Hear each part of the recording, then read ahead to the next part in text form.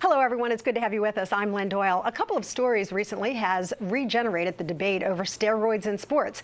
So we're giving you a chance to tell us what you think about professional sports and how it should handle this kind of stuff.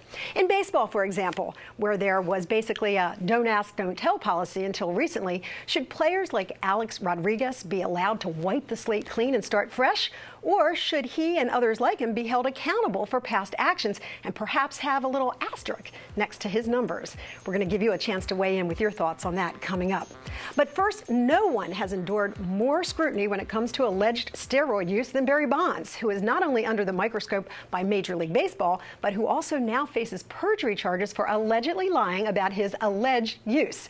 His trial has been postponed yet again because key prosecution evidence has been thrown out. So is it time for the prosecutors to leave this guy alone? Or is his a case worth pursuing? Also with us is an old friend of the show, Christopher Cabott. He's an entertainment, sports, and media attorney. And get this, he's also an NFL agent. So I've got to start with you guys. In the NFL, we're talking baseball. I know it's prevalent in track and field. But come on, steroid use in football has got to be the world's worst secret. How did these guys get to be this big and this strong if they're not pumping up? Well, it's definitely been going on, and this has been going on for an extended period of time.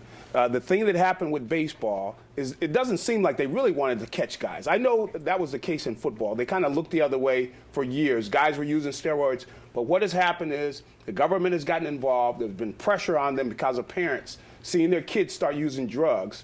But really, I don't think the sports are really totally against it the way they should be. They should have taken an iron stand from the start, but they haven't, and that's why we got the problem. Well, Chris, that's why I'm asking the question. Is it time to just wipe the slate clean and say, hey, listen, moving forward, in all sports from this day forward, we're not going to accept it, but we're not going to criticize you or critique you or put an asterisk next to your records if you did it in the past? I don't think it's been accepted. Obviously, like G said, there's been times where folks have looked the other way. We talk about the baseball owners looking the other way, but all four of your major sports test.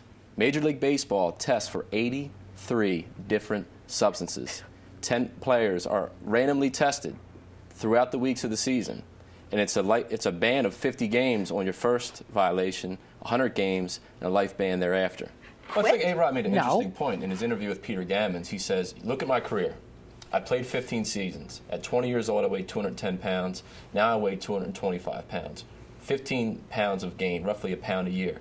He says, look at, I used during 2001, 2002, 2003. He's almost leading, I think, to a precedent of saying, you know what, if someone is found to have used, erase or detract those statistics from those years and let the healthy years provide. Now, obviously, getting to what Gary said earlier, you're not going to know if people are in fact being honest or not. That's right. Lynn brought up a great point earlier when she talked about, are we looking at this with a batted eye?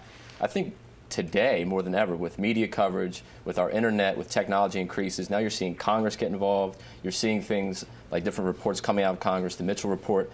I really believe, in my own opinion, that eventually you're going to see professional sports take an approach similar to that of the Olympics, where you're going to see where folks are doping and are found to have tested positive, they lose their medals, and eventually you'll see folks lose statistics. Been there, done that. Let's move on.